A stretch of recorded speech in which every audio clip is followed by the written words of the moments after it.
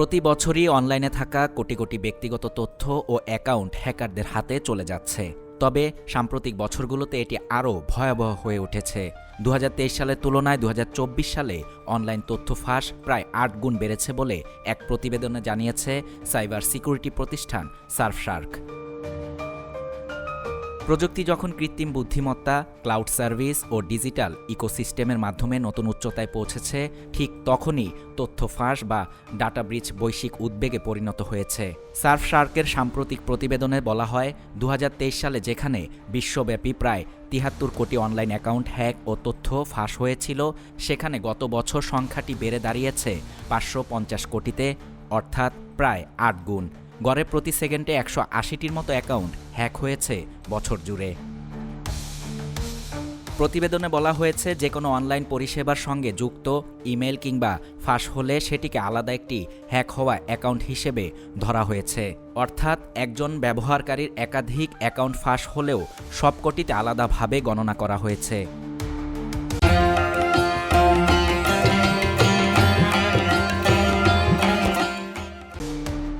তথ্য ফাঁস হওয়া শীর্ষ 10 দেশের তালিকায় গত বছর নতুন করে যোগ হয়েছে চীন, জার্মানি ও পোল্যান্ড। চীন 2023 সালে 12তম অবস্থান থেকে উঠে এসেছে শীর্ষে, জার্মানি 16তম থেকে 5ম স্থানে ও পোল্যান্ড 17তম থেকে 10ম স্থানে এসেছে। অন্যদিকে রাশিয়া, যুক্তরাষ্ট্র, ফ্রান্স, ভারত, ব্রাজিল, ইটালি ও যুক্তরাজ্য উভয় বছরই শীর্ষ 10 দেশের মধ্যে অবস্থান করছে। ক্যাসপারস্কি ডিজিটাল ফুটপ্রিন্ট ইন্টেলিজেন্সের তথ্য অনুযায়ী 2023-24 সালের মধ্যে বিশ্বব্যাপী প্রায় 23 লাখ ব্যাংক কার্ডের তথ্য ডার্ক ওয়েবে ফাঁস হয়েছে। এ ধরনের তথ্য ফাঁস গ্রাহকদের আর্থিক ক্ষতির ঝুঁকি ও অনলাইন নিরাপত্তার গুরুত্ব বাড়াচ্ছে। প্রতিবেদন অনুযায়ী এ ঘটনায় প্রতি 14টি তথ্য চুরি করা মেলওয়্যার সংক্রমণের মধ্যে একটিতে ক্রেডিট কার্ডের তথ্য চুরি হয়েছে। এতে প্রায় 2,60,00,000 ডিভাইস আক্রান্ত হয়েছে, যার মধ্যে শুধু 2024 সালে ক্ষতিগ্রস্ত হয়েছে 90 লাখের বেশি। সার্ফশার্কের তথ্য অনুযায়ী 2024 সালে ঘটে যাওয়া সবচেয়ে বড় তথ্য ফাঁসের ঘটনায় 300 কোটির বেশি ইমেল ঠিকানা ফাঁস হয়েছে।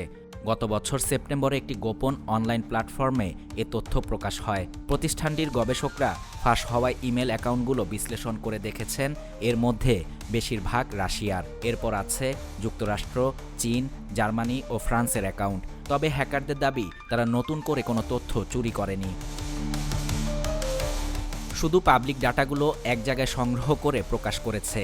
শুধু ব্যক্তি নয়, তথ্য ফাঁস এখন অনেক কোম্পানির জন্য সবচেয়ে বড় ঝুঁকি হয়ে দাঁড়িয়েছে।